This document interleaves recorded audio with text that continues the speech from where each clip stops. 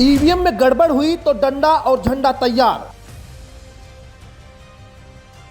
उपचुनाव से पहले विपक्ष को ईवीएम में गड़बड़ी का फिर सताने लगा खतरा। सपा आरएलडी एएसपी की जनसभा में फिर ईवीएम पर उठे सवाल। बता दें कि शनिवार को खतौली में आयोजित हुई समाजवादी पार्टी व आरएलडी की आजाद समाज पार्टी की संयुक्त जनसभा में एक बार फिर ईवीएम में गड़बड़ी का मुद्दा उठाया गया, लेकिन इस बार इस मुद्दे का जिक्र करने वाले आजाद समाज पार्टी के राष्ट्रीय अध्यक्ष चंद्रशेखर आजाद थे। चंद्रशेखर आजाद जब मंच से भाषण दे रहे थे तो उन्होंने कहा कि ईवीएम में गड़बड़ी करने वालों के लिए डंडा और झंडा दोनों तैयार रखने की जरूरत है। आपको सोना नहीं है, जागना है। एक साथी कह रहे हैं ईवीएम में घोटाला करेंगे। हमारा डंडा और झंडा दोनों बहुत मजबूत है। आप चिंता मत करना। अध्यक्ष जी को दिए हुए जो उनको हमने वादा किया है, अगर उसके लिए कोई कीमत चुकानी पड़ी तो भीम आर्मी आजाद समाज पार्टी का कार्यकर्ता इंतजार नहीं करेगा, लड़ेगा संघर्ष की लड़ाई को। चंद्रशेखर आजाद के भाषण से अंदाजा लगाया जा सकता है कि विपक्ष को ईवीएम में गड़बड़ी का खतरा अभी से किस कदर सताने लगा है। बता दें कि हाल ही में 2022 के विधानसभा चुनाव में समाजवादी पार्टी व आरएलडी का गठबंधन हुआ था, लेकिन इस दौरान आजाद समाज पार्टी इस गठबंधन में शामिल नहीं थी। लेकिन जब खतौली का उपचुनाव हो रहा है तो आजाद समाज पार्टी भी इस गठबंधन में शामिल है।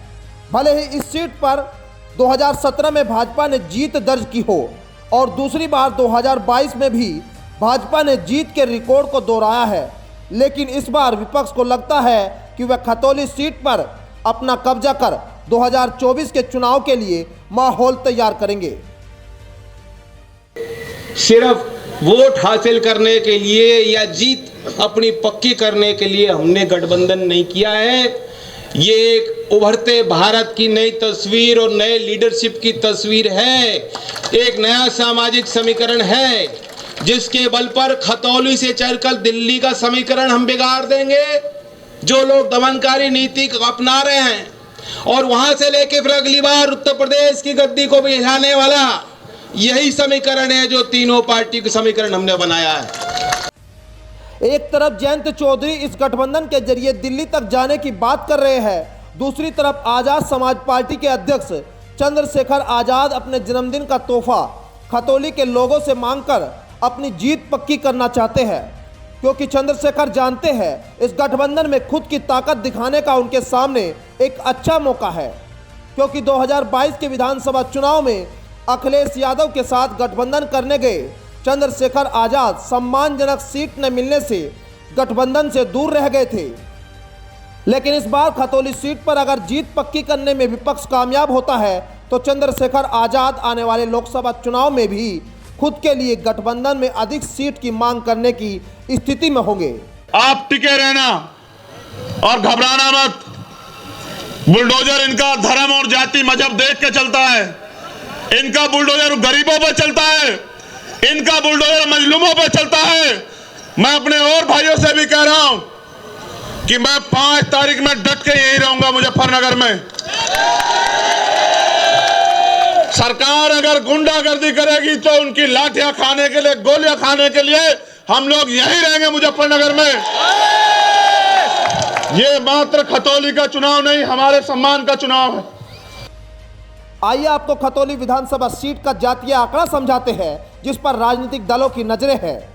दरअसल 2019 के लोकसभा चुनाव में मुजफ्फरनगर सीट पर बीजेपी की जीत का बड़ा श्रेय खतौली विधानसभा सीट को ही जाता है। इस सीट पर बीजेपी को बम्पर वोट मिले थे। 2012 में वे खतौली विधानसभा सीट के चुनाव में आरएलडी के करतार सिंह भड़ाना चुनाव जीते थे। दूसरे नंबर पर बीएसपी के ताराचंद शास्त्री रहे थे। तीसरे नंबर पर सपा और भाजपा तब चौथे नंबर पर रही थी।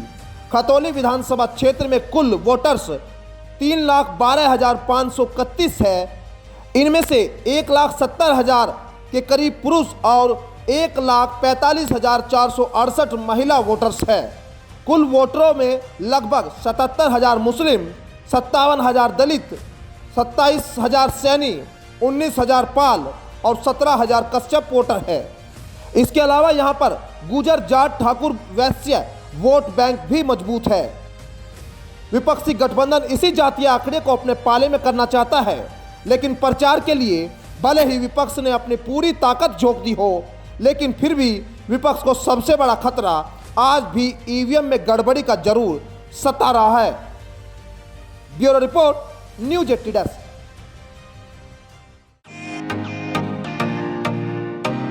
फेसबुक और यूट्यूब के बाद अब आपका पसंदीदा चैनल न्यूज 80 डेली हंट पर भी फॉलो करें